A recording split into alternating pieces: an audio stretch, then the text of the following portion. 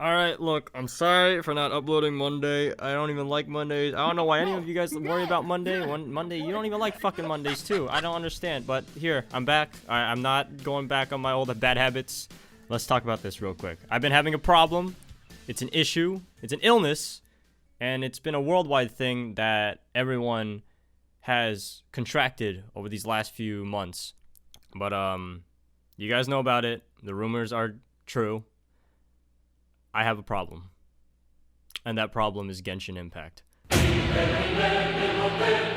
So, in case you guys don't know, there's this game called Genshin Impact, which I'm sure you've heard of and maybe also seen from moi. But it is a most popular game that is happening right about now. And I just hope it doesn't die because it's so fun. It's one of the most funnest games I've had so far. And I'm pretty sure you've at least heard about it from the constant remarks of how it's a Breath of the Wild carbon copy, knockoff, whatever you want to call it. I've been addicted to this. I thought I was gonna go into a great Breath of the Wild experience, something like it at least. Just good old-fashioned open world RPG stuff that I've always wanted in a game. And I finally got it. The only problem is I'm broken. I am broke and broken. This game has done more than just made me fall in love with it. I am addicted and obsessed with this game for the past few days. That's why there hasn't been any Minecraft videos, but, you know, if you're new to this channel, you don't have to worry about that. But anyways, so, let's talk about Genshin Impact real quick, as I know a lot of you guys have at least heard this game from some of your friends, online, YouTube, whatever you found this from, and you want to know the simple answer behind it, especially from moi. If you do not want to watch this video and want to know and waste your time on knowing why I think this game is also beautiful but also a piece of shit, I will say this in the most simplest answers as possible. Number one, should you be paying money for this game? No, you don't really have to. You're good. Good. Bye. Good. And number two, should I be playing Genshin Impact? Yeah, sort of. While the game has been claimed, and I know many of you have probably heard about many people saying how you really shouldn't play the game, or it's really not that fun when it's nothing more just a Breath of the Wild clone. While yes, it is a Breath of the Wild clone, it is in fact a good Breath of the Wild clone. Now before you go apeshit, this game actually had people actually hating on it when it was showed off back then, to the point where they broke their own PS4s.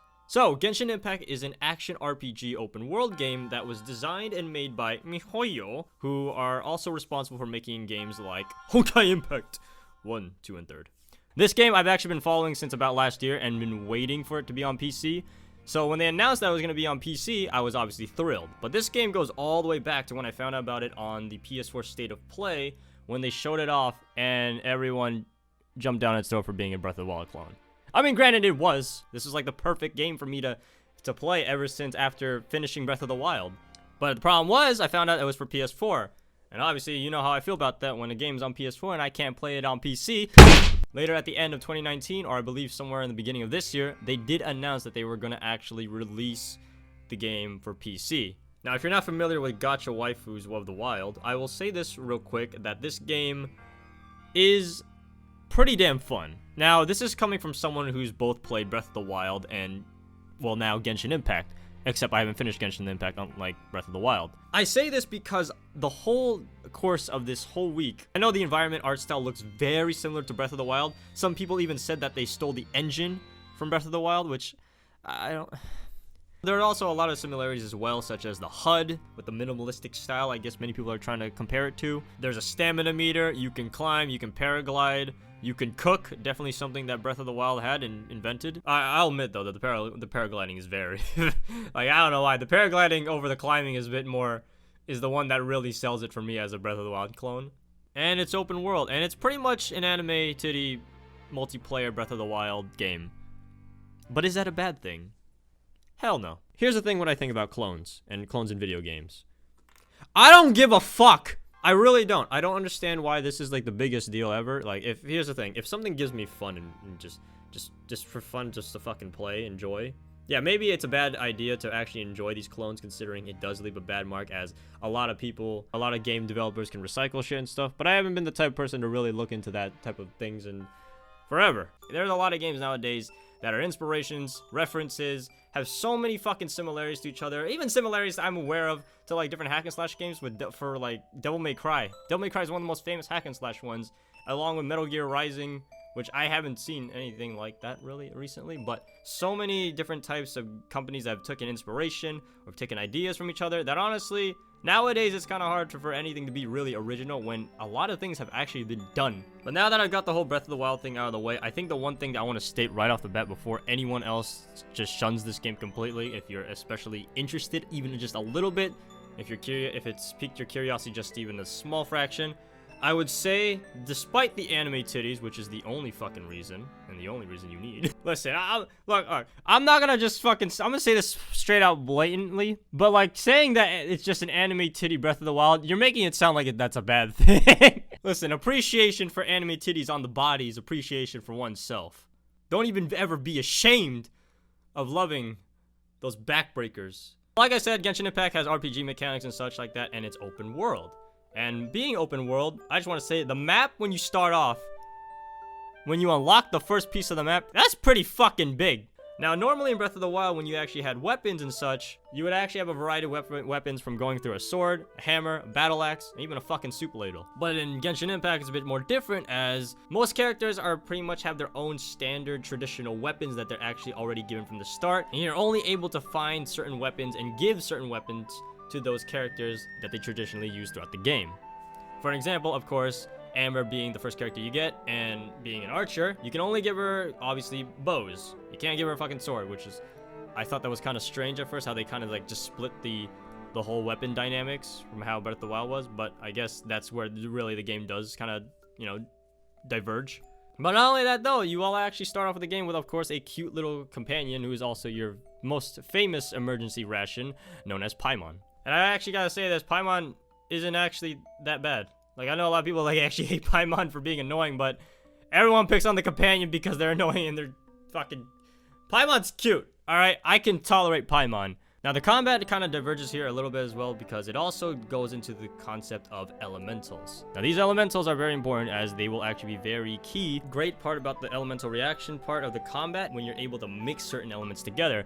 For example, you can have a character that then lays down an ice-based AoE attack, but then also switch back to a fire user who can also then deal both ice and fire damage, and then get a melt effect, which does insane amount of damage. You're able to mix certain elements together in order to deal double the damage depending on which elements that the enemies are or which elements are present at the time. So you have to be very keen on which elements that you're using and what type of characters you have. It really does make you try to be more creative with what elements you have and what you can actually do, especially to certain enemies that may not be affected to the elements you have. I haven't really played through most of the game yet. I'm still basically on the starting point. I just beat the fucking dragon, which I'm not gonna say what. There's a dragon, by the way. But I think the one thing that probably that this game does not have is the fact that every time you wield a weapon, it doesn't break after 4 swings.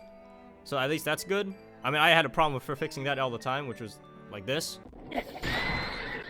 But yeah, this game has also not only been the most funnest game I've played so far. Fun is not a word, but it is now.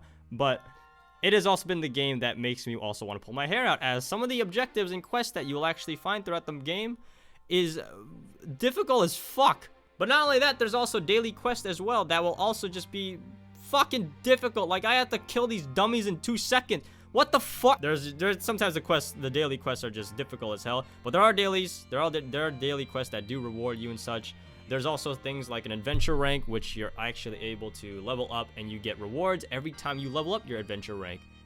And in doing so, the one thing that actually many people have actually loved about this game, and actually I forgot to state in the beginning because I'm a fucking bitch, is that actually that the reason why this game is also a plus in my book is it is pretty much a Breath of the Wild experience, but it's co-op. However, the one thing that kind of sucks about this game, or at least one of the things that blue-balled me in the beginning, was you couldn't play multiplayer until you reach adventure rank 16, which kind of sucks because I felt like I was kind of already nearly halfway done with the Storm Terror quest. Later throughout the game, once you actually do get past the starting point, you will actually be compensated with a bunch of good like materials and also good in-game currencies called primogems that you will get later on.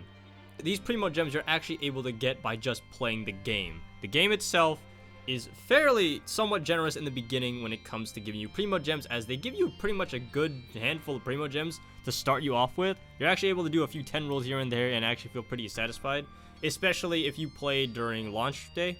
which they pretty much give you a free Noel. You're actually able to get them by just either doing dungeons, doing quests, doing your dailies most importantly, which actually are like the main source of income for your primogems. It seems like a little bit past doing some of the story missions and ranking up in the adventure ranks, it does start to seem to get a little bit empty and boring. Most of the time, multiplayer does allow you to play with friends, and you're able to raid bosses together and also mine different types of ores throughout their worlds to sort of leech off them. Pretty much all you can do, as you can only just do some boss rushes and mine some ores and get some resources out of them. But in terms of doing quests and like story missions and such, that's out of the way. Frankly, they do have events for multiplayer, which I thought was nice. However, even those are kind of short-lived, as the event, at least for the previous events, there hasn't been really anything else for those things that have been really that I would say exciting. I mean, granted, the single player events are actually really fun. We did have like a marvelous box event that did reward you with primogems if you completed the events daily. But I really wish that the game did allow you to play story missions, but not just like with random people, of course, that are like higher levels, which I could see why they didn't allow that. But maybe like have it to where it would matchmake you with people around the same level as you and do something within those stories and have them there. Frankly, I don't know how they do that, but I would picture that it'd be very difficult in order to actually manage those four types of people and the connection behind that, especially with people from all over the world. But it would be nice to have something that that multiplayer you would be able to do. Dare I'd say even fucking PvP or some like mini games and such, or racing, or you know, how about paraglide racing? I mean, that's a thing in the story. I'm aware of the fact that I'm asking for a bit too much, and aware of the fact that I would be changing the genre of the game, but I just can't help to feel like with a game like this, it just can't be summed down to just a gacha game. Like, it has so much potential to be in a game of its own besides the gacha mechanics. The reason why I bring up the gacha mechanics is not just because of the fact that it is a gacha game, but the game later on, while also playing through it, it seems that the most fun factor I've had, at least, the real fun is really just the gacha. Like spending your primogems, rolling for characters that you might get. And I know a lot of people have talked about the messed up gacha rates and such, which we'll go over that in a bit. But that's really just it for me. I haven't really found anything that's really been exciting other than the new update that's going to be coming out soon, and very soon. Dare I'd say it's probably even past this video by now. The gacha in this game is like the one thing that I feel like it's also holding this game down, but at the same time uplifting it, as it uplifts it because it's the only real fun part I've had about the game as progressing through the rankings, as leveling up your characters later on are kind of hell to do, especially when it's very grindy, and a lot of the times most of the materials you need is in cost of resin, which is hardly existent. But characters and such is the one thing I wanted to talk about, because we got to talk about this, and I have to talk about this because it's one of my major problems with the game. But yes, later on throughout the game you will get characters. There are about 3 other characters that you will get later on. I would say that throughout this game you can simply play through this game with just those 3 characters and you'll be fine. Now, the one thing I have not noticed as I'm smacking the table, look at it, I'm smacking the shit out of it. The one thing that I fucking hate the most out of this game is that at the time of this recording, before even 1.1 comes out, especially this is a perfect time before 1.1 comes out, so that way you at least know what you're getting into. The one fucking thing that happens in this game, and I'm gonna spoil it right off the bat because it's important as shit. You don't get any more characters after this game in the story, which I thought was so fucking stupid. I wish that this game allow you to get more characters in the story. Granted, you get 3 more characters in the story, which honestly, yes, like I said, you can play through the game with them. And yes, sort of, you can play this game, but then this is how the game gets you, as I'm using hand gestures, but you can't see them because I'm American. Either way, this game is gonna turn people into fucking crack fiends, because people are gonna want to spend money on this game. Yes, that's another currency. Money! The thing that can also leave you from being rich or being fucking bankrupt. I hate this game, but I love it. It is fun. The base game itself is fun. Don't get me wrong. Like, honestly, I wouldn't say it's a game that you can actually sit here for hours playing it and day on and day out. But I will say that the gacha rates are fucking hell at this point. If you see this video and in the future they fix the gacha rates, be glad that you didn't, hopefully you didn't play this game when we played it. Because fuck, I have never been more bluer in my life. Dude, at this point, I have a new type of blue balling. It's called black and blue balls. I have fucking punched myself in the dick so many times, after getting sword after book after bow after so many... Let me calm down. So yes, later in the game, you're not actually able to get any more characters. Why you can't get Jean when she's right in the story, I'll never fucking understand. And Jean, by the way, is the only character I want. And I haven't gone. I got the Luke! Alright? If it ain't the Giorno, it's the Luke. I don't want him. You can have him. The Luke's up for adoption along with Paimon. Here's the thing that really shouldn't bother you, especially if you play Breath of the Wild. And especially coming from someone who's played both Breath of the Wild and completed it, and also is now playing Genshin Impact. And for instance, like, here's the one thing as well. Even with all this said and done, I still play Breath of the Wild today, along with playing Genshin Impact. Like, I still play it even, like, now, as we're talking about this video. That's modded. But I still play it. Like, there's so much value to the game that I just love about Breath of the Wild, but also there's some things about Genshin, it kind of makes its own unique idea around the concept of what Breath of the Wild was. And not only that, we still have plenty of time before the game actually does expand and also kind of slowly derive away from the path of which Breath of the Wild is going in, which it kind of does throughout this game, is that not only are you, if you're waiting for Breath of the Wild 2 or the Breath of the Wild Musa that's coming out like this year, this is the perfect game to play, especially to burn time alone. If you have no knowledge of Breath of the Wild, I feel like this is the perfect game to especially just to kill time and just enjoy yourself exploring the world and, you know, grinding.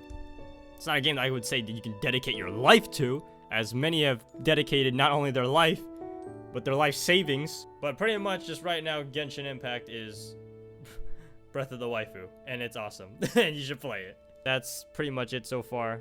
Hopefully you guys enjoyed this. Hopefully this got you interested in Genshin Impact. If you did, make sure to leave a like, and most importantly, download the game for yourself to try it out. And with that being said and done, hopefully this cleared a lot of things for you for Genshin Impact and such, and hopefully you are now, and in conclusion to this video, to Brent, if you're watching, and David, if there's one statement we can wholeheartedly agree on a certain gacha game that we all can agree on, Azure Lane fucking sucks!